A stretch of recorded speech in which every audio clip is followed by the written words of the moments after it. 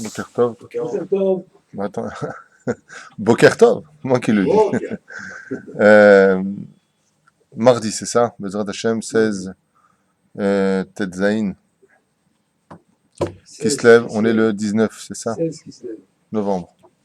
Dix-sept. J'ai vraiment du mal avec les dates en français, moi. Ok. Alors, aujourd'hui, c'est une étude un peu rasera. On se marre beaucoup, on fait des études sympathiques, on apprend la paracha de la semaine. Puis il y a des études qui sont moins sympathiques. Et là, dans le Rishit Chochma, après avoir étudié d'abord la crainte, qu'il n'y a pas de crainte sans amour, on va rentrer dans une dimension rasratique. Donc pour ceux qui nous écoutent, ceux qui sont ici même présents, je vous le dis dès maintenant, on va parler de ce qui se passe après la mort. Donc si ça vous intéresse pas, vous éteignez l'appareil et puis mais c'est bon à savoir pour une chose importante et qu'il faut retenir à vie, c'est que c'est pas parce que tu ignores qu'il y aura pas. Ce qu'on va lire ici, c'est du Zohar HaKadosh rapporté par le Rishit Chochma. Qu'est-ce qui se passe exactement quand on parle de ce monde dans les 7 étapes qui mènent au Gan Eden. Donc un sujet, je le répète, rasratique. Mais il faudrait peut-être savoir, parce que j'ai trouvé que quelque part, il y avait une grande arnaque qui était préposée à la pensée humaine depuis à peu près plus d'un siècle et demi, à peu près, on peut dire comme ça.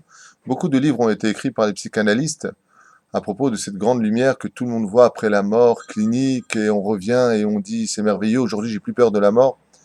Alors que Béhémet, s'il y a une chose que nous demande la Gemara, si on n'arrive pas à s'en sortir face à un aberrant, on lui dit mais rappelle-toi du jour de ta mort, mais qu'est-ce que tu vas répondre le jour de ton jugement? Comme par exemple quand tu as un problème avec le respect des parents, des fois, et tu as envie de les envoyer balader, mais qu'ils aillent se faire cuire à neuf, et que la personne, il n'y a plus rien qui le retient, ou face à la colère, ou face à la tromperie, ou face à Zera Levatala, Chazve Shalom, le fait de regarder des choses interdites, et de voler, et de. L'amour, on avait dit que ça suffisait pas, il faut de la crainte. Alors là, on va rentrer dans le sujet de la crainte de la crainte. C'est rasratique de rasratique. Donc, c'est une étude à faire. Je préviens à l'avance pour ne pas que les gens disent, ouh là là, j'aime pas trop ça. Peut-être ça allonge la vie. Maintenant, si vous voulez, je peux vous dire ouvertement, hein. Peut-être ça allonge la vie. Je pense pas que c'est peut-être que ça allonge la vie, je pense que ça allonge la vie. Parce que les avérotes raccourcissent la vie de l'homme et les mitzvot allongent la vie d'un homme. Okay? Qui aime chayenu ve'orech yamenu. Mazé horaire, c'est-à-dire qu'elles sont une continuité, une longévité pour nous. Donc les mitzvot, oui. Euh, bon, encore une fois, on va pas faire des cours sur ça. Je vais faire un cours avec vous sur ça. Donc, good luck. Et encore, je vous dis la vérité. Franchement, le Rishit Chochma, il est un peu dur, mais c'est du gâteau à côté de Rabbi Yehuda Aptaya, Ruchot Mesaprim. Il a écrit la base, c'est tu dors plus de la nuit. Ici, tu dors. Oui, mais non, il faut savoir, sinon on vit dans Tu l'ignorance. sais, j'aimerais quand même le dire à voix haute. Il y a des gens qui feront de chouvak avec de la crème. T'inquiète pas, c'est des ch'touillottes. T'es un bon juif. Même si t'es avec, tu fais pas encore Shabbat. T'as un etzotz qui est kadosh. Il y a des gens, ils avancent avec. Il y en a d'autres qui vont avancer avec Israël. Israël, je suis sioniste. Je vais au Machomir, au Merkaz Arabe. J'ai une kippa sur la tête. Je suis en Israël. Je fais un peu de temps d'études. Je suis soldat à l'armée. Je suis un tzaddik gamour. Il y a des gens qui feront de chouva avec ça. Il y a des gens qui feront de chouva avec les commandos Breslev. Ah, je me marre, ah ouais, je les adore, ouais, je kiffe. Bon, il y en a d'autres qui vont faire tchouva avec les Vijnitz, et puis d'autres qui vont faire tchouva avec, attention, la chita ultra-orthodoxe du Rav Shach, bouge pas de sa place, là tu vas gagner Eden, là tu vas gagner Nam. Mais c'est vrai, toutes les chitotes sont bonnes et chacun viendra se servir, comme c'est marqué, il y a 70 facettes dans la Torah, donc il peut y avoir au moins 70 tendances différentes, quoi qu'il y en ait beaucoup plus. Et on a besoin, il y en a qui feront jamais tchouva avec les Lubavitch, mais qui feront tchouva avec les Rav Kook, il y en a qui feront jamais tchouva avec les Rav Kook, ni avec les Rav Ovadia Yosef, mais qui feront tchouva qu'avec les Lubavitch. Il y en a qui feront jamais tchouva avec les Breslev, ils feront tchouva avec... Et il y a des gens comme moi. Tu vois, avec. Moi, je fais tchouva avec tout le monde. Moi, j'aime tout le monde, dans le sens où quand j'aime tout le monde, je suis pas mieux qu'un autre. Tout le monde aime tout le monde. Mais je veux dire par là que je pense que dans chaque tendance, il y a beaucoup à prendre. C'est mon opinion. D'accord? Bien. C'est peut-être pour ça que des fois, pour certaines personnes, la façon dont moi je comprendrais le Rabbi ou le Rav Kook ou le Rav Intel, pour lui, c'est pas comme lui il le comprend. La différence entre lui et moi, c'est que lui, il est encore petit d'esprit, avec toute humilité bien entendu confondue. Lui, il est petit d'esprit parce qu'il étudie rien que ça. Le pauvre, je dis bien le pauvre. Tandis que moi, la différence, c'est que grâce à Dieu et grâce à mes maîtres, j'ai étudié comme ça. Vous voyez la différence? Quand tu vois un Breslev, dans l'écouter Moran, il y a tout. Et qu'est-ce qu'il fait un Breslev? Il fait que du Likutei Moharan et du Halachot, du... Ah bah, le Zachabal, tu fais pas du Kafraïm, comme hier soir on a fait. Tu fais pas du Rabbi Yosef, t'as pas étudié ce qu'il a écrit, Rabbi Lubavitch, t'as pas écrit... C'est dommage. Alors moi, c'est vrai que je comprends peut-être différemment des autres ce que je lis, mais ce n'est pas ma compréhension. C'est une compréhension générale de l'étude où je me rends compte qu'en fin de compte, si tu sais parfaitement analyser ce qui a marqué, ils disent tous la même chose. Seulement les chemins qu'ils prennent sont différents, le langage est différent, le ton est différent. Mais ça va dans le même chemin, ça sert le même général d'armée en chef, j'ai nommé Akadosh Baruch Hu. Sans plus tarder, on rentre dans notre étude. Ketzad Adam met. Comment est-ce qu'un homme décède? Baim Alam Malchei Asharet. Il y a 4 anges qui descendent. Donc ici, c'est vrai qu'il n'y a pas marqué il y a 4 anges, mais c'est marqué ailleurs qu'il y a 4 anges, ou dans le Zohar Kadosh. On ne va pas perdre de temps avec ça. Echad Malchei Asharet ve Echad Malchei Amavet. Alors ici, il dit, un qui vient au nom des Malachei Asharet, c'est-à-dire du service divin, et un qui vient du Malachei Amavet, qui vient de Douma, ou du plutôt de Samechmem, qu'on appelle l'ange de la mort. Ve'echad Sofer.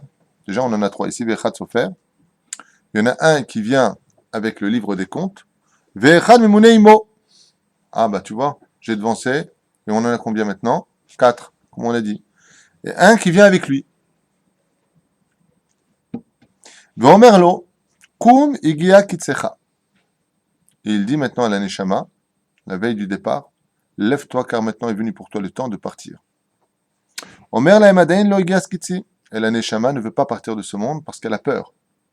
Elle n'aime pas. Les grandes bouches toute leur vie, et moi j'ai pas peur, et moi. Quand vient le jour du départ, que la personne sent que ça y est, c'est fini, je te demande pardon, excuse-moi. D'un coup, on devient un ave. Pourquoi? Parce qu'on s'est rendu compte d'une chose que en conduisant hier, j'étais en train de réfléchir à quoi ressemblait ce monde. Et j'ai conclu quelque chose d'incroyable. Je vous parle très sérieusement. Vous connaissez le jeu, le Monopoly?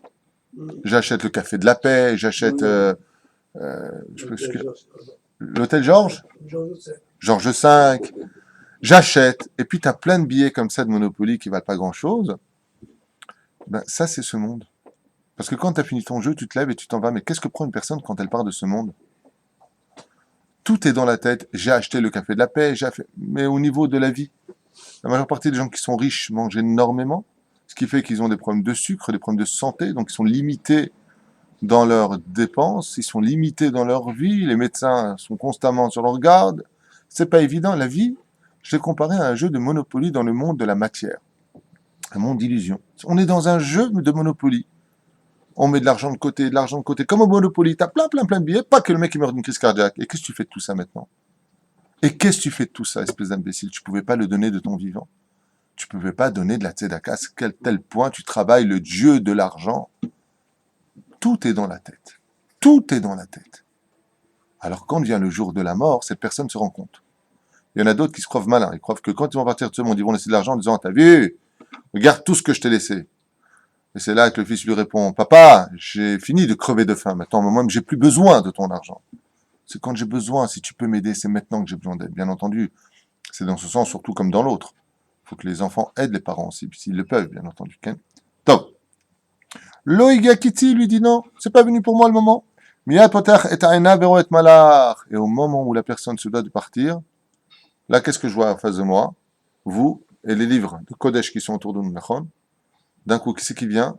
Je vois de mes propres, pas moi, celui qui meurt. Il voit de ses propres yeux ma mâche, le malach Amavet. 613 yeux, il le voit ma mâche. Et le fait de le voir, ça provoque un émoi. Et c'est quoi cet émoi? On ne meurt jamais la bouche fermée. Vous avez remarqué? On vient dans ce monde d'Izor Kadosh, ainsi que la Gemara d'ailleurs, avec les poings fermés, toujours un bébé inné, et comme ça, je veux. Et quand on part, la bouche s'ouvre, les mains s'ouvrent. Et je peux dormir. Je plaisante, en tout cas, on est dans le titre.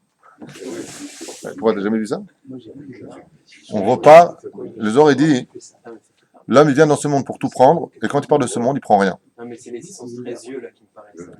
Ouais, mets-lui des lunettes de soleil. Mais t'imagines l'ange de la mort qui va se mettre des lunettes de soleil? C'est pas comment les mettre. Or, comme il se fait à l'envers de mi kav raglo ve'at kodkod malé ainav. J'aurais pu l'écrire.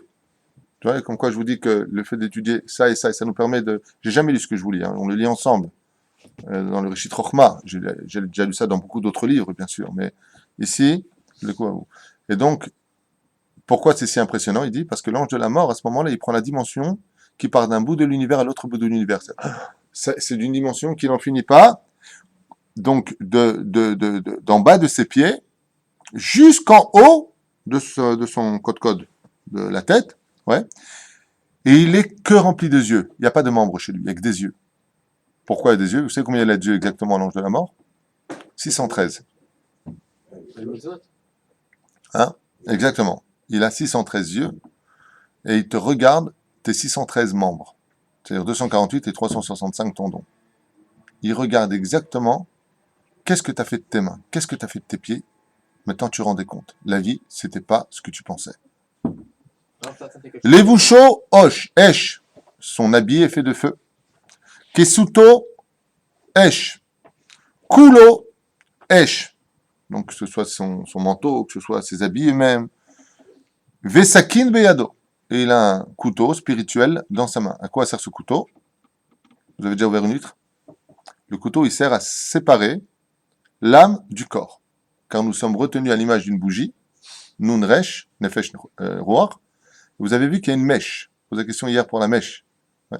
La mèche, c'est ce qui relie le monde de la matière au monde de la spiritualité. Notre neshama est relié à notre corps. C'est pour ça que notre corps vit. Ça bouge. Mais ça, c'est un gant. C'est quoi ça? C'est rien. Ce que j'ai ici, c'est de la matière. Cette matière tombe. Si c'est pas mon âme qui la réavive. Ça ressemble à quoi? À une voiture. Une voiture roule que si je mets le moteur en application. Je mets le moteur en route. Donc je mets l'énergie en route. Il faut une étincelle. L'étincelle, c'est notre neshama. Mais il faut bien la séparer. Seulement, les gens, vous avez remarqué que toute leur vie durant, ils sont mezalzalim memita.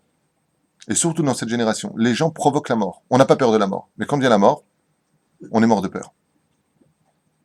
Pourquoi? Parce qu'on n'est pas conscient de la réalité de ce que l'on vit. On n'est pas conscient. Tov, vetipa shel marat luyabo. Et sur son couteau, donc il a un couteau comme ça, alors allez velo alechem, et il a une goutte puante. Il a une, comment on appelle ça? Une boule puante au bout de ce couteau. Et à quoi elle sert cette boule puante? À séparer l'âme du corps. Ça va aider pour la putréfaction. Et il la dépose juste sur la langue de la personne qui va partir de ce monde. C'est pour ça que, Chas v'Shalom, si on a l'occasion de se retrouver dans une chambre de quelqu'un qui va partir de ce monde, il faut faire des choses qui soient précises. D'abord, ne jamais se trouver à ses pieds. C'est là-bas, en général, se trouve l'ange de la mort. Et tout de suite ouvrir les fenêtres. Pourquoi? Pour ne pas que l'ange de la mort se fâche contre le niftar. Parce que quand il pénètre le monde dans lequel on vit, ils doivent se conduire comme nous. C'est-à-dire que si je ferme toutes les fenêtres, tu peux sortir de la pièce? Toi, tu peux sortir? Non, ben lui, c'est pareil. Donc, il faut ouvrir les fenêtres pour qu'il puisse, ou me laisser un trou ou quelque chose, pour qu'il puisse partir. Parce que malgré tout, l'ange de la mort, c'est pas un sale type. C'est un ange qui vient faire son travail. Il vient faire son travail. Tov, umina masriyah, mimena panav morikot. Et c'est pour cela que les visages des gens, le jour de leur départ, en fin de compte, sont un signe pour nous pour savoir qu'ils étaient un peu dans leur vie. Cette goutte puante va réellement marquer le visage de la personne. Si c'est une personne qui était tzaddik aux yeux de Dieu, parce que bon, devant les caméras, dans la vie, dans la société, au boulot, on est tous des tzaddikim, mais dans notre chambre, qui sommes-nous? Alors cette goutte vient montrer. Si son visage devient un peu verdâtre, ouais, voilà. Ok, les brioutes. David, il commence à pâlir. Son visage devient un peu verdâtre et qui tourne comme ça à droite et à gauche, Zelotov. Un peu verdâtre comme ça, c'est pas très bon signe. Mais par contre, j'ai vu ma grand-mère aller à Shalom quand elle est partie de ce monde et d'autres personnes qui sont parties de ce monde, des gens très âgés qui étaient totalement ridés. Hein. Mais alors vraiment, c'était du désert leur peau. Le jour de leur mort, lisse, Halak Bet Yosef, rose, magnifique. Ça veut dire que ce que nous lisons là maintenant s'adresse à des personnes qui sont un peu problématiques. Et une personne ne quitte pas son corps tant qu'il ne voit pas Dieu lui-même. Alors comment c'est possible tout ça? Donc il y a l'ange de la mort, il y a Dieu, ils sont pleins pour nous accueillir, c'est sympa. Chaque personne est accueillie par Dieu le jour où il part de ce monde. Comment ça se passe? On le verra dans la paracha de Vaïgash, et là Yehuda. Ani Yosef Achichem, Asher Mechachtem, Oti, les Mitzrayim, vechule, vechule. C'est que quand la personne voit l'ange de la mort, on lutte. On a peur, on tient, on n'a pas envie de partir. Qu'est-ce qu'il fait à Kadosh il se montre. Les Mad Avardomé, imaginez un enfant qui rentre pour sa première journée au GAN, à l'école maternelle. C'est la première journée, donc il a une rasera le gosse, pas possible. Donc la mère, qu'est-ce qu'elle fait? Elle reste au moins 1 heure, 2 heures pour lui montrer, habitue-toi à l'endroit. Ça, c'est l'ange de la vérité, l'ange Gabriel dans le ventre de la mère qui accompagne le fils au GAN. Ensuite, une fois que c'est fait, eh bien, la mère s'en va. Puis voilà qu'il y a toujours un babaou là-bas, des cris, des enfants qui vont me frapper, il connaît pas bien, il n'est pas ceci, il n'est pas cela. Et qui c'est qui arrive à 4 heures? La maman. Comment il est le petit quand il voit sa mère par la fenêtre? Pas simplement rassuré, il est comme un fou. Si c'était un chien, il battrait de la queue. Comme un fou. Pourquoi? Il veut sortir, il veut sa mère, il voit l'espoir. C'est exactement ce qui se passe. L'ange Gabriel nous accompagne pendant 9 mois dans le monde de notre maman. Ensuite, on sort dans ce monde. Quand on arrive dans ce monde, donc là, on est au GAN. À un moment, c'est le GAN, c'est un peu le balagan, c'est le cas de le dire. Donc, on fait ce qu'on veut, on se fait disputer, on ne se fait pas disputer, il y a des règles à suivre, il y a une société dans laquelle on doit s'intégrer. Et puis voilà, qu'à 4 heures vient la maman. Ça, c'est le départ. Pourquoi c'est le départ? Parce que Kadosh Baruch Hu, pour que la Neshama accepte de quitter le corps, il vient, il se montre. Et là, il se passe un événement extraordinaire. Rav, on ne dit pas que la Neshama, justement, elle a tout, elle a envie de quitter le corps absolument, si elle avait le choix, entre guillemets. Oui, mais ça, c'est pendant le sommeil. Ça veut dire que tu vas dire à une Neshama, quitte ton corps pour monter dans le sommeil, il n'y a pas de problème, parce qu'elle est jugée, mais elle n'est pas frappée par son jugement. Tandis qu'après la mort, si tu as fait du bien, tu prends le salaire, si tu n'as pas fait du bien, tu prends la punition. Donc là, personne n'est pressé de mourir. Pourquoi? Parce que c'est pas évident de s'en sortir devant Hachem, quoi qu'il est vraiment Rahman, surtout dans cette génération, où avec très peu de mitzvot, tu rattrapes le niveau des Tanaïm à l'époque, parce qu'on n'a jamais eu un Yetzerara aussi flagrant que celui d'aujourd'hui, il faut le savoir. Il y en a qui ne sont pas d'accord avec ce que je dis, je le reconnais. Mon Rav n'est pas d'accord avec ce que je dis, par exemple. Il dit que de tout temps, le Yetzerara a toujours accompagné le niveau des hommes. Mon Rav n'est jamais sorti de sa yeshiva. Je ne veux pas le contredire, c'est mon Rav, Chas Shalom. Mais aujourd'hui, sur un seul bouton, punaise, tu peux voyager dans le monde entier, chose que tu ne pouvais pas vivre avant. Tu aurais dit à l'époque, allez, 150 ans en arrière, que je mettrais une feuille dans un appareil, que ça sortirait en Chine au même moment que ce que j'ai écrit, mon écriture, ma signature sortirait, et que plus tard, il y aurait des ordinateurs sur lesquels, de mon propre fauteuil, je pourrais visiter exactement ou savoir exactement là où tu te trouves. Vous vous rendez compte de quoi je parle? Avec mon portable, je peux savoir où tu te trouves grâce à ton portable. Mais tu sais ce qu'on m'aurait dit à l'époque? C'est le plus grand sorcier du monde. On est tous des sorciers aujourd'hui. Même Merlin, c'est un rigolo à côté de nous. Vous comprenez ce que je veux dire? C'est-à-dire, on vit une époque où tout va très vite, où le Yetzirara est propice, et surtout les cultures. Avant, quand tu avais Sodome et Gomorre, c'était Memoukad. Ça veut dire qu'il y avait Sodome et Gomorre. Il y avait l'île de Lesbos, c'était l'île des homosexuels. Aujourd'hui, c'est la terre entière qui est. Si t'es pas, c'est que toi, t'es un étranger. Donc on vit une période qui n'a jamais existé. Et d'ailleurs, je me réfère au Ari Akadosh qui dit que à la fin des temps, ouais, toutes les réincarnations de toutes les déchéances morales seront réincarnées car Dieu voudra régler les comptes. Donc, est-ce qu'on a une fois dans l'histoire toutes les générations de tout le Mabou, le Dora Pelaga, le Dor Zomvamora et toutes ces générations qui ont été défectueuses? Non. Aujourd'hui, on a rendez-vous avec eux. Alors, c'est pour ça qu'aujourd'hui, c'est très dangereux. Aujourd'hui, il y a un minag aujourd'hui à Londres, à New York. J'entendais ça ce matin, où les goïms, ils ont fait un nouveau jeu maintenant. Abattre un juif en un seul coup de poing. Tu vois, un juif, tac, ça a aussi arrivé ici, en Israël. C'est un nouveau jeu pour les Russes, pour les goïms.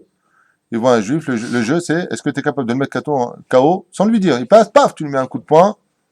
Regardez dans quel monde on vit. Ça existait ça dans l'histoire? Tu as vu ça sur l'information? C'est extrêmement grave ce qui se passe. Vous avez filmé? Moi j'ai pas vu. Vous les avez vus, vous? À Rishon LeZion aussi, à ce qui paraît, il y a eu ça. C'est un nouveau jeu, comme ça. C'est est-ce que tu peux descendre un juif? Oui, oui, ici. Ben, un de mes d'Avrechim ici à Ashdod aussi, il a reçu un coup de poing, il est passé sur le trottoir, boum! Il a cassé les lunettes, il était par terre. Pourquoi? Il est parti, le mec, ils étaient morts de rire. Bien entendu, ils sont toujours plusieurs, hein, parce que seuls, ils font pas le poids. Toujours plusieurs pour montrer leur supériorité. Est-ce qu'on a déjà eu ça dans l'histoire? Est-ce que tu connaissais ça, toi, en France? À mon époque, Nissim, t'as à peu près mon âge, 22 ans. T'as connu ça?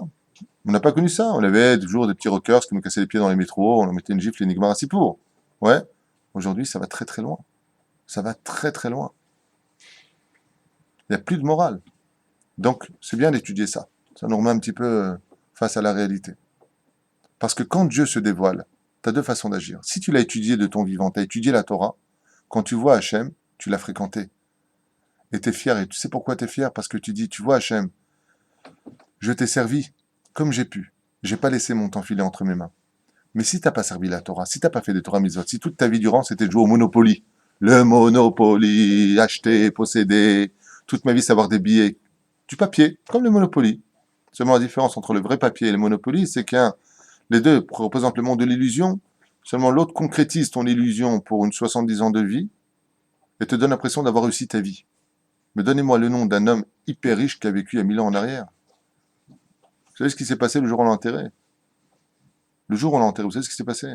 Personne ne s'occupait de lui. Tout le monde se disputait son héritage. Ça, c'est la réalité de ce monde. On aura toujours honte quand on sera là-haut. Parce que même si on va J'ai pas fini. J'ai pas fini. Il y a le deuxième cas, celui qui est rachat.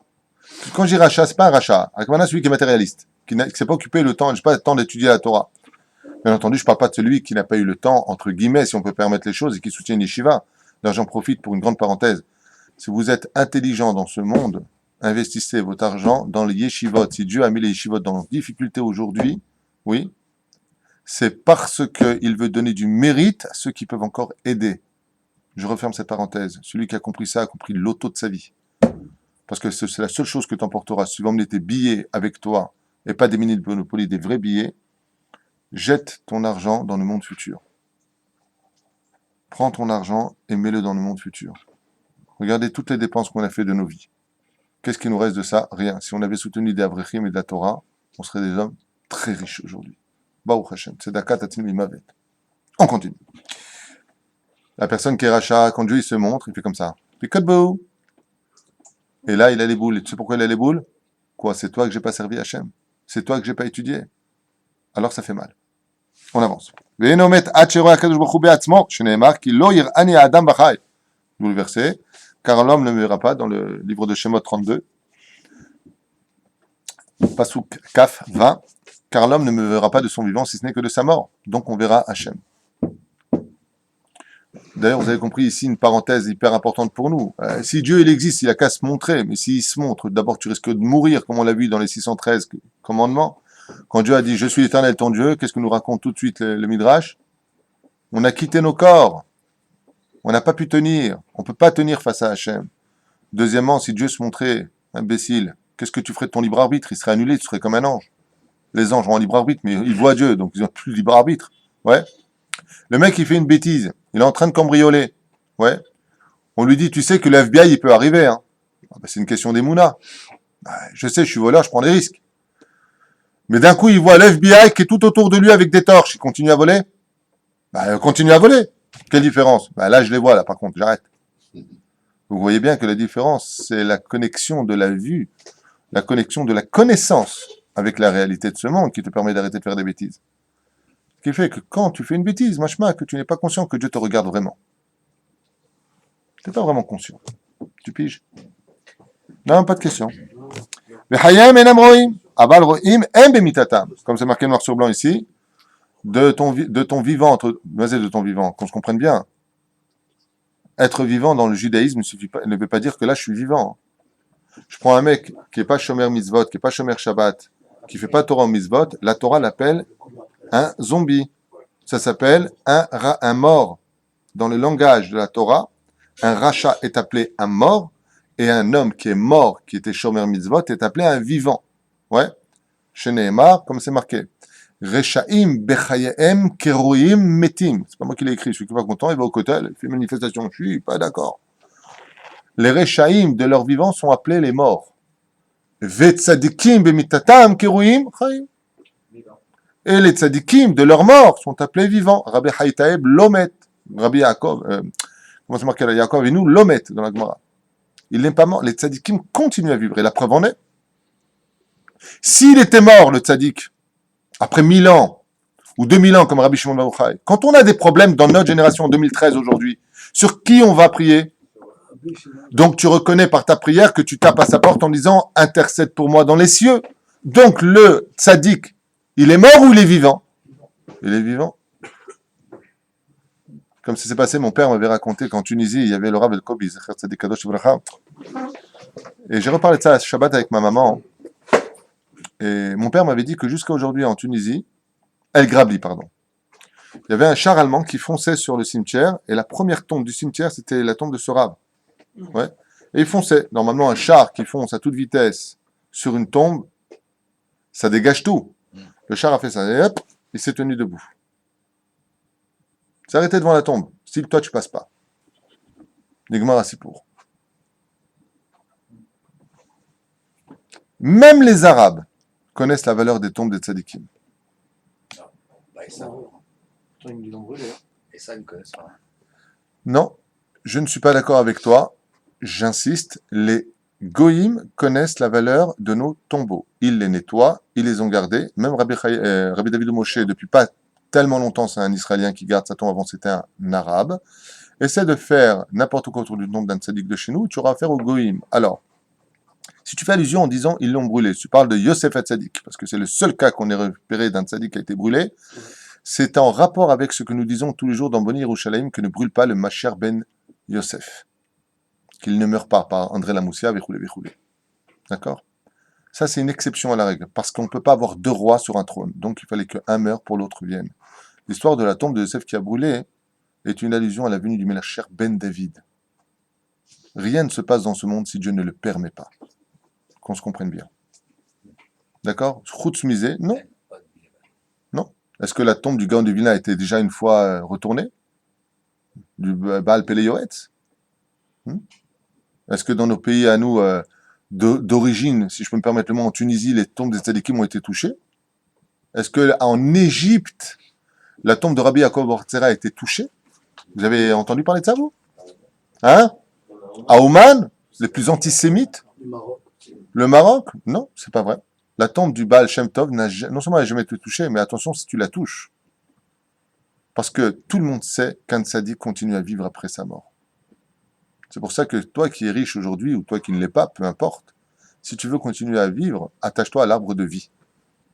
Et tu le vois, les tzadikim sont partis de ce monde quand nous, on a des problèmes d'impôts, de santé, de divorce, d'éducation. On va sur la tombe de ceux qui sont morts il y a tellement longtemps. Réfléchis. C'est pas pour rien. Je vais pèleriner. Avec une pierre, le mec, il y a un squelette dessous. Qu'est-ce que tu es en train de faire? Tu veux jouer aux osselets ou quoi? Non. Je sais qu'il m'écoute, je sais qu'il peut intercéder devant le trône divin. On referme cette parenthèse. לפניו יכרעו כל יורדי עפר, מיד מעיד על עצמו מה שעשה בעולם הזה, והוא מעיד הקדוש ברוך הוא וחותם. Et à ce moment-là, on lui passe toute sa vie devant lui, depuis sa naissance. Et il signe devant Akadosh Baruch Hu sur tout ce qu'il a fait de bien, de moins bien et de mal. Im tzadiku, si c'est un tzadik, moser nafsho li be'alav. Il donne son âme à son propriétaire. C'est-à-dire, il rejoint Akadosh Baruch Hu. Et là, il kiffe sa race. Bien entendu, ce que je vous dis, c'est pas des métaphores, c'est une réalité. C'est la hafla. Musique, honneur, lumière, bonté, bien-être. Bekitsour, il est en pleine Colombie dans un champ tout vert et il kiffe sa race. Yuval Tayeb, Darbuka, Kahlaoui Tunsi, qui vous voulez, il est dans un monde de respect et d'honneur pour l'éternité, et encore, ce n'est que rien d'autre, comme le dit la Mishnah de Maseret Avot. L'entrée qui mène, je dis bien l'entrée qui mène, je ne dis pas on est dedans, hein. Le couloir qui mène dans ton Gan Eden, dans ton monde futur, peu importe, ouais. 120 ans de vie, sans maladie dans ce monde, avec la plus belle femme du monde, allez, les plus belles femmes du monde, les meilleurs enfants, tout ce que tu touches, tu réussis, partout où tu vas, on t'applaudit. T'es une star internationale, ouais, tu n'as eu que du plaisir et de la jouissance dans ce monde, ça ne vaut même pas une heure dans le couloir qui te mène à ta place. Vous comprenez de quoi est-ce que je peux parler? Un bien-être absolu, un monde d'amour absolu, de respect absolu, de bien-être où le mal n'a pas sa place. Tu kiffes bliss off.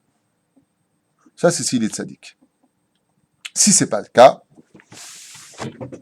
Imracha Gamour, ah, ça fait plaisir. Il n'a pas de mérite. Il n'a pas de mérite, ça veut dire quoi? Est-ce qu'un homme, il va vivre dans ce monde sans mérite? Mais il va épuiser son mérite. Bah, par exemple, il a fait faire tchouva à quelqu'un, alors là, il a acquis du mérite. Mais de l'autre côté, donc quand tu fais faire tchouva à quelqu'un, tu construis un monde en haut. Mais de l'autre côté, il va faire une avéra qui va détruire le monde, comme ne pas être Shomer Shabbat. Ça détruit le monde, il faut le savoir. Ouais.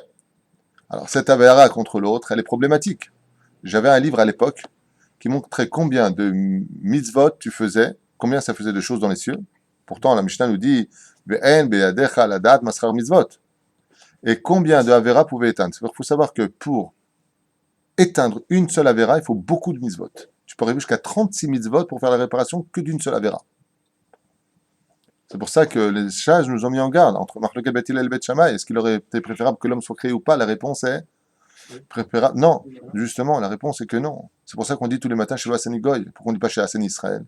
On aurait dû dire tous les matins dans les bénédictions que nous prononçons, Baruch Ata Hashem Elokeinu melech haolam chez Hassani Israël parle de façon positive, qui nous a fait juifs. Comme il y a une marloquette et on nous dit, bah, sauf que la finalité, c'est, on a été créé, on n'a rien à dire, c'est tout. Mais il aurait été préférable. Pourquoi il aurait été préférable? Parce qu'il y a plus de mitzvot négatives dans la Torah, 365, que de mitzvot positives. Et c'est très, très, très, très délicat de ne pas fauter. Est-ce qu'on, avec nos yeux, avec nos oreilles, on entend une personne qui nous parle du mal de l'autre, on lui dire tais-toi, je veux pas entendre, on écoute, ouais, mais enfin bon, tu sais, moi aussi, m'a fait un coup. On rajoute de l'huile sur le feu. Et on fait du lachon hara toute la journée. Lachon hara, c'est terrible comme avéra, on s'en rend même pas compte. On regarde des choses interdites, c'est tellement banalisé qu'on s'en rend même plus compte aujourd'hui de dire du mal. Regardez ce qu'ont fait les médias. Est-ce qu'à l'époque, une personne pouvait parler du mal d'un sultan? On lui coupait la tête. Aujourd'hui, on fait les guignols de l'info. Franchement, il y a de quoi se moquer. Mais malgré tout, tu les as ridiculisés. Donc si tu as ridiculisé la tête, qu'est-ce qui est devenu le corps? Tout est banalisé. La moquerie a toujours fait partie des péchés les plus graves dans la Torah. Aujourd'hui, un charieur, c'est quelqu'un qu'on aime fréquenter. Ça veut dire que, alors que le premier télim nous a mis en garde, ne fréquente pas les railleurs, ne te mets pas avec eux. Aujourd'hui, se moquer, c'est devenu culturel. Alors que dans la Torah, ce qu'on appelle un rachat gamour, par exemple, c'est un mec qui se moque des autres. C'est un rachat gamour. Comment tu peux te moquer d'une personne? Justement, on parle de... Non, mais il y a comique et comique. Il y a comique. Ah, même Il les y a un comiques. macro aussi. Bah, regardez par exemple, regardez un petit peu ce qui a dérivé avec le monde du comique, sans juger quiconque. Regardez ce que sont devenus nos comiques juifs. Avec les gars. Je veux pas dire avec les goy ou pas avec les goy. Regardez ce qu'ils sont devenus. Regardez ce qui est advenu du comique dans l'absolu, qui a fait rire tellement de gens et tellement de juifs. Ouais. Aujourd'hui, c'est le premier à être pro-palestinien, anti-juif et anti-ceci et cela. Je veux pas rentrer dans tous les détails, mais la Torah, enfin, je vais répondre à votre question pour ne pas donner un point négatif à tout cela quand même, parce qu'il faut toujours garder le sourire et c'est le principal. Seul celui qui a compris que ce monde est hyper sérieux peut se permettre de rire. Mais malheur à celui qui aura cru que ce monde c'est n'importe quoi, donc il ne faut pas être sérieux, et qui passe son temps à rire. Seul celui, je répète, qui a compris la valeur de ce monde, qu'il faut être Shomer Shabbat avec Hirat Shamaim, les Fanav Navod Birava Fahad, qu'il faut Be'ezrat Hashem être quelqu'un de vigilant dans son étude, de pratiquer l'étude de la Torah, pas simplement la savoir, mais la mettre en pratique, d'honorer son père et sa mère, de respecter la nida, de manger strictement kasher à la maison comme à l'extérieur de tes murs, de respecter la nida, comme on l'a dit tout à l'heure, d'éduquer tes enfants sur le chemin de la Torah au lieu de t'inquiéter pour leur avenir financier, inquiète-toi de leur monde futur, andouille. Andouille, qu'est-ce que tu t'inquiètes? C'est Dieu qui donne la parnassa. En quoi tu crois? Alors c'est vrai qu'il y a une mitzvah d'enseigner un métier à ton fils. Ben, fais comme il dit le Rabbi de Lubavitch. Jusqu'à 20 ans, tu le mets au cheder, à 20 ans, tu lui apprends un métier. Comme lui-même a fait d'ailleurs. Il est parti à l'université à 20 ans, à la Sorbonne. Ou un peu plus, j'en sais rien. Mais enfin, c'est plus ou moins ça, la chassidoute générale, pas que du Rabbi. Zaïnian. Top, continue. אם צדיק הוא מוסר נפשו לבעליו, ואם רשע גמור הוא מקשור, פה מגביר יצרו. Et là, si la personne c'est un rachat gamour, mêlé, il se bat en bas. Il se rendurcit encore plus. Ouais, c'est de votre faute. Ouais, il accuse Dieu, il accuse les anges. Ouais, il veut se battre. Le mec continue à être rachat sous terre. Mikan Amro zechron livracha, afilu. Beptirato shel Adam racha, yitzro mitgaber alav. C'est pour cela qu'il y a deux choses sur lesquelles, vous avez remarqué, physiquement je parle, il y a deux choses sur lesquelles les forces du mal s'attachent sur le corps humain. C'est quoi? Bon, les ongles et les cheveux. C'est pour ça qu'il faut toujours avoir des ongles courts, pour ne pas qu'ils puissent s'accrocher dessus, et les cheveux. Il y a deux choses qui continuent à pousser après la mort, les ongles et les cheveux. C'est ce qui est marqué ici. Mais c'est pas marqué ça. Ça rejoint la même chose. Le rachat, même sous terre, il continue à être rachat. Et le Yetzer Hara, il continue en lui. Parce qu'il a fréquenté de son vivant, il continue après la mort. C'est pour ça que le Zohar nous dit Rechaim afilu bepitre geinam lo chozrim bitshuva. Un rachat après la mort, même jusque devant les portes du Gehinam, il ne fait pas de tshuva. Comment ça se fait? Comment ça se passe? Parce que le Yetzer Hara, ce qu'on vient de lire, je répète, Makshor po, o magbir yitzro, mikan amru zichron livracha, afilu biptirato shel adam racha, yitzro mitgaber alav. Ça veut dire que le Yetzer Hara, son Yetzer Hara continue avec lui. Bah oui, c'est normal. Il a perdu son livre. Non! Ça veut dire que, tu sais, quand tu es perdu, c'est une forme de désespoir. De s'accrocher à. Non, bah, tu sais quoi, alors, viens, on y va. Mais, pourquoi? Vous savez pas que Bilham, Lavan, Nabucodonosor, Titus sont au Gehinam jusqu'à aujourd'hui. Et jusqu'à aujourd'hui, ils savent la vérité sur Israël. Et quand des âmes descendent en bas, ils disent, si tu peux remonter, te réincarner, tu feras du mal à Israël. Ils continuent. Parce qu'ils ont fait de leur vie une maison pour les forces du mal. C'est dans leur sang, c'est fini. Ils se sont totalement... Mais pour répondre quand même à ta question, c'est parce qu'il y a un éloignement de la lumière divine. Je le dis quand même. Ça veut dire que plus tu vis dans l'obscurité, plus tu vis dans la bêtise. C'est-à-dire que tu ne sais pas où tu mets tes pieds. Quand Akadosh s'éloigne des Rechaïm, donc il s'éloigne. C'est pas que Dieu les plonge dans l'obscurité, hein. C'est que la lumière n'y est plus. D'accord? Pourquoi il n'y a pas de lumière au fond de l'océan? Pas parce qu'il n'y a pas de lumière au fond de l'océan. C'est parce que le soleil est trop loin des profondeurs de l'océan pour pouvoir l'éclairer. Mais si le soleil s'était rapproché de l'océan, on verrait totalement le sable limpide au fond des océans. Si Dieu s'approchait d'eux, alors c'est ce qui se passerait. C'est pour ça que le pire des Gehinam pour un rachat, c'est de connaître Dieu.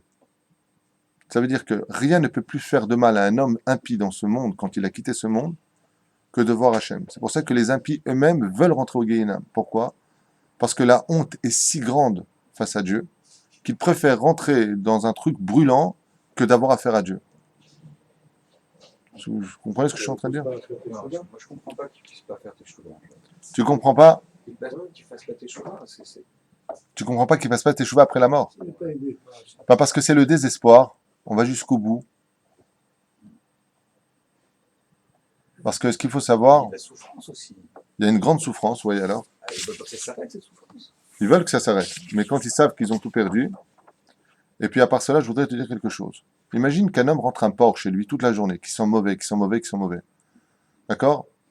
Au moment où il vient pour quitter la maison, il dit à une personne, rentrez chez moi. Une personne honorable. Elle lui dit, je suis désolé, mais ça pue trop chez vous, je ne peux pas rentrer chez vous. Ah ouais, c'est comme ça, le porc re-rentre. C'est exactement ce qui se passe pour un rachat. Le rachat, il a fait de ses 248 membres et 365 tendons, une maison pour les forces du mal. Et là, avec ses yeux, il les a rendus impurs par ce qu'il a vu, ses oreilles, ce qu'il a entendu, sa bouche qu'elle n'a pas arrêté de dire comme vulgarité, ainsi de suite. Tu veux que la Shrina, elle rentre chez lui. C'est tout le principe de la Torah. Ve'asuli mishkan ve'shachanti betocham. Faites-moi un mishkan chez vous, que je réside parmi vous. Mais pour ça, il faut avoir un cœur pur. Mais le mec, il installe chez lui que de la médiocrité de ce monde. Tu crois que Dieu il va rentrer là-dedans? Non. Alors bien sûr, je ne veux pas faire un cours sur la chassidoute. Il y a toujours une petite pièce où il y aura une place pour Hachem, parce que de là-bas, il peut déchirer le monde. Mais quoi qu'il advienne, ce que tu as préparé dans ton monde, ouais, c'est ce que tu récupéreras plus tard. Le mec, il a planté des ronces. Ouais. Il vient récupérer ce qu'il a fait, Nissim. Qu'est-ce qu'il va récupérer? Des fleurs ou des ronces? Pourquoi? Là, il est en train de me dire pourquoi il ne va pas récupérer des fleurs? Parce qu'il a planté des ronces. Tu viens récupérer ce que tu as planté. Tu as planté des bêtises, tu récupères des bêtises. Les choses sont claires, non? Là, c'est vraiment un rachat d'amour, non? C'est-à-dire, c'est vraiment On parle d'un rachat d'amour. Ok. Un Benoni, c'est pas la même chose. On parle d'un rachat d'amour, vraiment, quelqu'un qui a coupé tout lien avec son pays, avec, je dis bien son pays, Manitou disait qu'un rachat d'amour, c'est celui qui a coupé tout lien avec le peuple d'Israël sur la terre d'Israël. C'était sa définition d'un rachat d'amour. Il y a d'autres définitions, comme celui qui fait Zeral Vatala, celui qui regarde des choses interdites. La définition, elle peut être vaste et longue. Mais encore une fois, je finirai quand même cette petite parenthèse pour vous dire qu'on n'a pas les comptes divins. D'accord? Et qu'il y a des gens qui ont été rachetés toute leur vie et qui ont fait tchouva avant de mourir et qui ont eu des yeshivot à leur nom et qui ont une grande place au Gan Eden. Je ne rentre pas dans les plans divins parce que malgré tout, tout cela reste encore très loin de nos connaissances. D'accord? Il faut le savoir. Parce que pourquoi justement, il y a écrit quand Israël Shochelek le Olam Haba. C'est pas de la Chassidut, c'est dans la Torah, n'est-ce pas? Tout Israël à part au monde futur, tant qu'il se conduit comme Israël. Tout Israël. Il n'y a pas marqué tout juif. Kol Israël yesh lahem chelek laolam haba. Masechet Sanhedrin, je passe 90 à Moudalef. Oui. Mais tant que tu te conduis comme Israël. Il ne parle pas de conduite, il parle de l'âme d'Israël, non? Si tu continues cette Gemara de tout Israël à part au monde futur, en bas de la page, après avoir fini cette phrase, il y a marqué « Et voici ceux qui n'ont pas de monde futur ». Le point n'est pas à mettre à la fin de la phrase, mais il faut le mettre derrière, quand tu tournes la page. Et voici ceux qui n'ont pas de monde futur. Il faut continuer. D'accord? Top. On a encore un petit quart d'heure devant nous. Bezrat Hashem.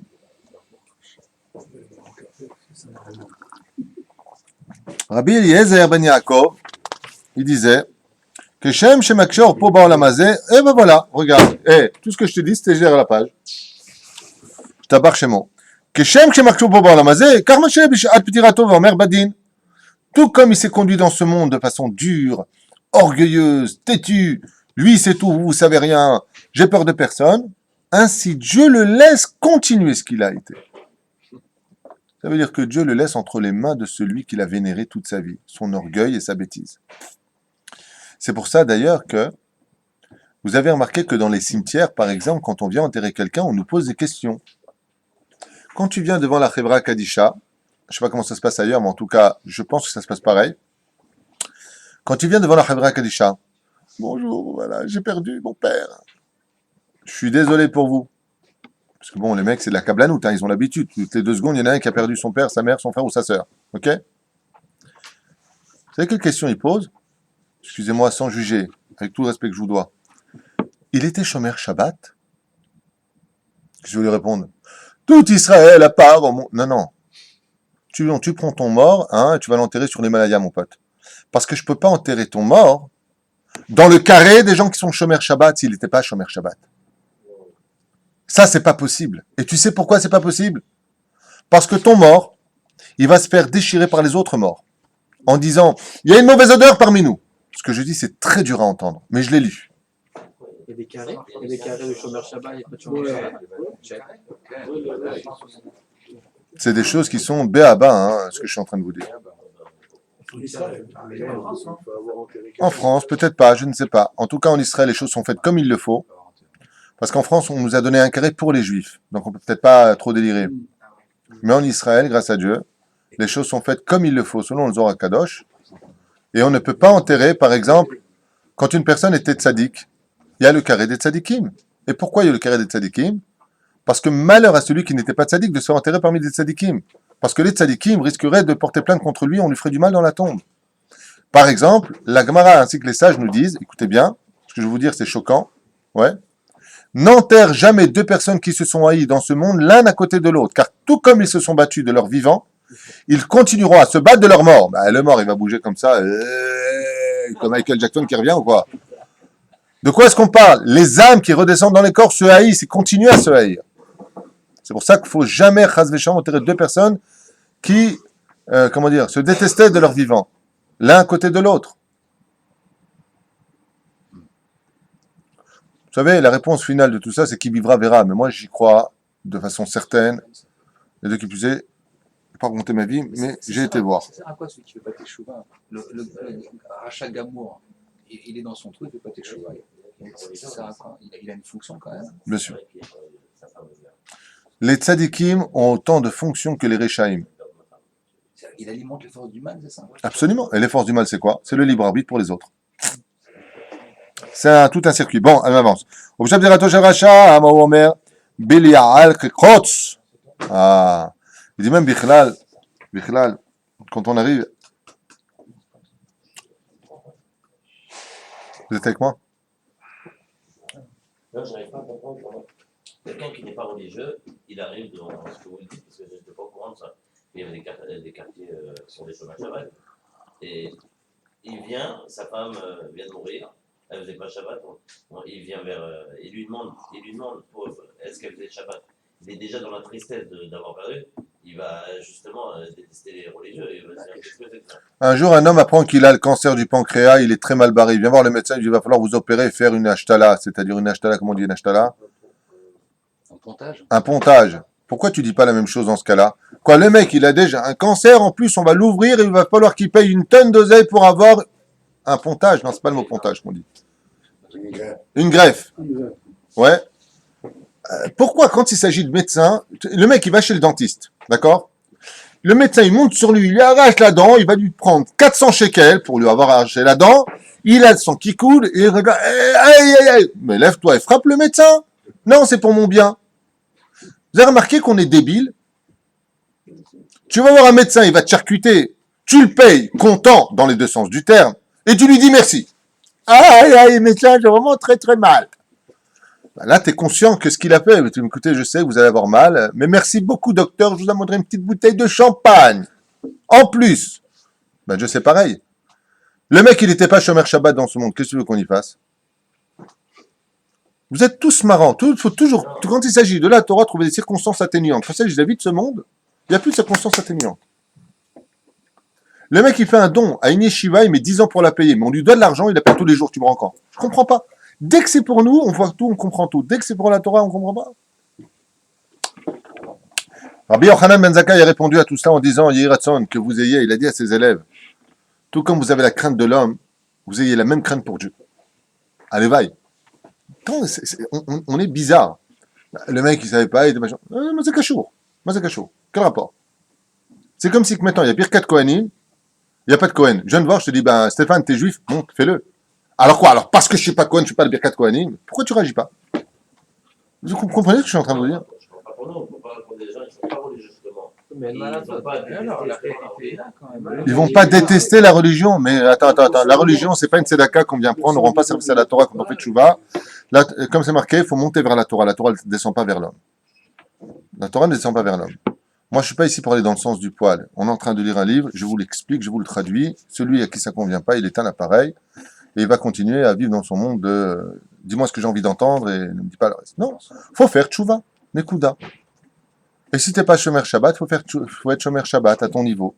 Doucement. Si tu as ta boutique ouverte pendant le Shabbat, alors tu évites au début d'arrêter de travailler. Comme dit le Rabbi Lubavitch, moi j'ai vu un shiur à lui il y a une quinzaine d'années, à New York, quand il disait, il est mort il y a plus longtemps, il y a plus que 15 ans je crois, mais il disait au début, c'est bien, aujourd'hui grâce à du Shomer Shabbat à ta façon, vas-y à ta façon. Il dit maintenant ton usine travaille, mais moi toi tu travailles pas. Mais il faudra que l'an prochain déjà, Bezrat Hashem, même ton usine, parce que c'est Dieu qui envoie la parnassa. Alors, la pédagogie, on va la mettre en application, la psychologie des mots. Mais à un moment, il faut bouger.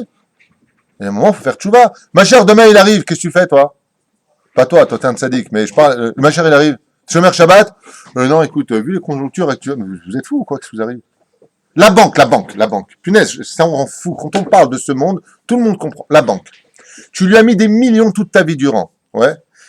Tu fais un chèque qui dépasse 50 euros, il te renvoie le chèque. Ah, c'est dégueulasse. Mais attends, Baba, tu vis grâce à moi en douille. Ça fait des années que les Juifs payent des impôts en France. Pour un chèque de 50 euros, ils te le renvoient. Et qu'est-ce qu'on dit? On arrive au guichet, on dit, c'est pas sympa, hein? C'est pas sympa, hein? Là, tu regardes comme ça. Si t'es pas content, tu vas te faire cuire un œuf. Et on pose le chèque, et on se la ferme, et on s'en va. Et pour la Torah, non? Vous comprenez ce que je suis en train de dire? Ce que tu vis de toute la vie, de tous les jours, vis-le pour la Torah, c'est super. T'as travaillé, on vient pour te payer. Ouais, le mec il dit je peux pas te payer, qu'est-ce que tu lui dis? C'est pas normal. Bah ouais, mais attends, je suis pas un voleur. Mais j'ai travaillé. Ouais, mais je suis pas un voleur. Ben, tu me payes quand? Ah, je sais pas, Dieu est grand. T'acceptes cette réponse? Pourquoi vous n'acceptez pas ces réponses? Il n'y a que pour la Torah que c'est de la tzedaka. Si je fais tchouva à Dieu, vraiment, écoute, je vais réfléchir. Qu'est-ce que je peux faire pour toi? Mais arrêtez les délires. Faut arrêter les délires. Imagine le mec qui passe le permis de conduire, il passe au feu rouge, le flic il arrête, il dit non, mais je suis pas d'accord. Je suis pas prêt, je ressens pas. Il dit au flic, je ressens pas. Vous avez fait un PV, vous êtes qui vous pour me juger? J'adore. Eh flic, t'es qui toi pour me juger? Toi, je te connais même pas, tu veux mettre un PV? Toi, tu vas me prendre mon argent? Mais vas-y, frappe-le. C'est qui a mis le feu rouge? C'est un imbécile là-bas qui a mis le feu rouge. C'est pas un imbécile, il faut le mettre ailleurs. Je suis pas d'accord. Pourquoi on fait pas ça? Et on se la ferme. Et on tremble si on a été pris en photo.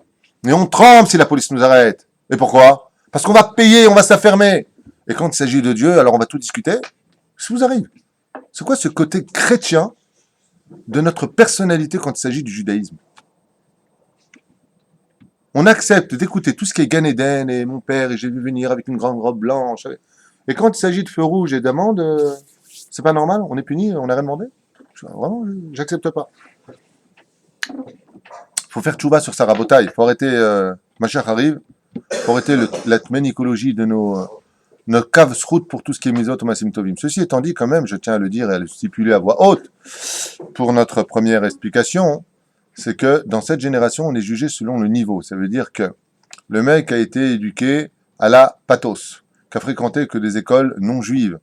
Donc, il ne sait pas ce que c'est le Shabbat, il ne sait même pas ce qu'est la cache-route. Il ne sera pas jugé au même niveau de sévérité que quelqu'un qui est au courant de tout et qui a tout laissé tomber. La punition, c'est pas du tout la même. En haut, il va se faire gronder. Vous comprenez? À Kadosh Baruch Hu, par exemple, dans cette génération, quelqu'un qui vient à la Beth Knesset le Shabbat, c'est déjà un tzaddik gamour, le mec. Hein. C'est un grand. Celui qui arrive à étudier 1 heure par jour de la Gemara, par exemple, ou du Zohar, ou de la Mishnah, ou même il écoute un cours de Torah, il donne du temps à la Torah dans cette génération où tout est tellement difficile. C'est un tzaddik, le mec. Sachez-le. Mais quand tu arrives devant Dieu, Dieu, il n'a pas changé sa Torah, elle est immuable et elle n'a pas changé. Hein. Les anges, c'est toujours le même, il n'y en a pas un qui a été mis au chômage. Et ce qui se passe après, c'est toujours le même endroit. Comme c'est marqué noir sur blanc, avant de partir de ce monde, on te montre ta place au Gan Eden et au Guinam. Oh, pourquoi? Pour te dire que tu as ta place dans les deux endroits, c'est à toi de choisir où tu veux aller. Maintenant, c'est. Je vous dis, c'est un cours rasra. En tout cas, ici, ils font les choses comme il faut. Et celui qui n'a pas été Shomer Shabbat, tout comme le Yetzera continue avec lui après la mort, hein, je suis dans ce livre-là, c'est pas moi qui l'ai inventé, eh bien, s'il n'a pas été Shomer Shabbat de ton vivant, continue à ne pas être Shomer Shabbat après ta mort. C'est pas juste? Ouais. Imagine qu'au boulot, il y en a un qui te gueule dessus toute la journée. À un moment, tu le renvoies. Ouais. Et à ce moment-là, le mec, il arrête de gueuler. Une fois que tu l'as renvoyé, qu'est-ce que tu lui dis? Non, mais continue à gueuler. Oui ou non? C'est fait. Eh ben, tu vois, toi, tu le dis. Tu vois que dès que t'es concerné, ça te parle. C'est fou, hein? Le mec, il te gueule dessus toute la journée.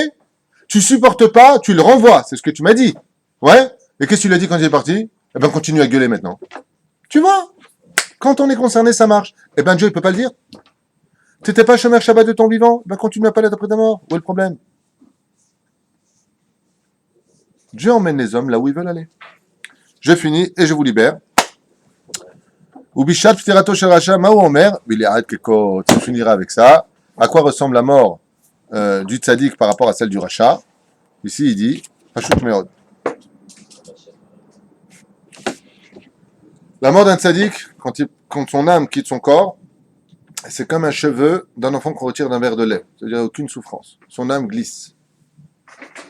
Si c'est un Racha, à quoi ça ressemble? Ça ressemble à un buisson d'épines qui est pris dans une motte de laine, ça se dit comme ça? Bon, une pelote de laine. Imagine que tu veux maintenant retirer le buisson d'épines de la pelote de laine, l'extraire l'un de l'autre. Comment ça se passe? Eh bien, il va déchiqueter la pelote de laine.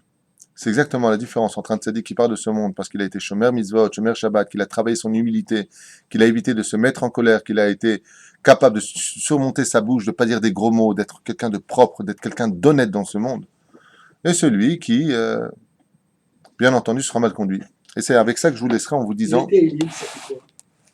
C'est un karcher pour la vérote. C'était Elim, comme c'est marqué, les Shemot Ben Israël Ben Yisrama Yaakov Yeshuvato Baou, les Sofitivot, c'est Teshuvat et Elim. Tu as déjà vu dans un trottoir les marteaux-piqueurs ce qu'ils font? Alors le trottoir c'est notre clipa, c'est notre écorce d'orgueil. Les teilim c'est le marteau-piqueur de tout ça. Quand tu fais des teilim, ça creuse l'écorce et on fait teshuva grâce aux teilim, Bezrat Hashem. Mais il ne faut pas s'en tenir à lire des teilim tous les jours. Simplement, il faut surtout étudier la halakha qui est le livre de chevet de chaque juif. Il faut étudier les lois juives afin de se comporter comme un juif. Bezrat Hashem. Alors je finirai juste quand même avec cette petite parenthèse, bien sûr. à propos de ce premier contexte qu'on vient de lire. Qui réveille? On peut dire que ça réveille. Nahon, ça réveille? Ouais. Ah, C'est bon, ça va. on n'a rien dit de méchant, ceci étant dit, c'est juste après que ça devient méchant. C'est le prochain cours, éteignez. Et donc, non, mais Bémet, faut savoir que dans cette génération, malgré tout, on a une chance incroyable. C'est qu'il en faut peu pour devenir grand.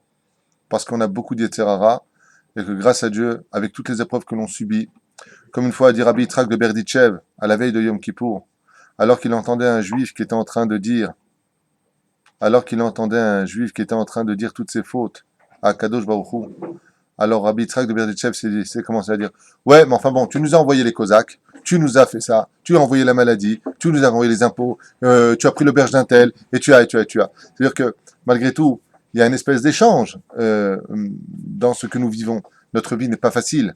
Et un juif a un route extraordinaire d'être juif aujourd'hui. C'est pas facile d'être juif dans ce monde, c'est pas facile de vivre les mitzvot dans ce monde, c'est pas facile avec tous les problèmes qu'on a de qui plus est, avec les tentations qui sont énormes, de rester pieux, c'est quelque chose de très difficile. Mais n'oubliez pas une chose, comme le dit la Mishnah de Maseret Avot, les fum sahara agra.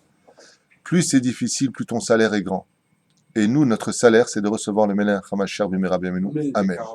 Kol Tov. D'accord. D'accord.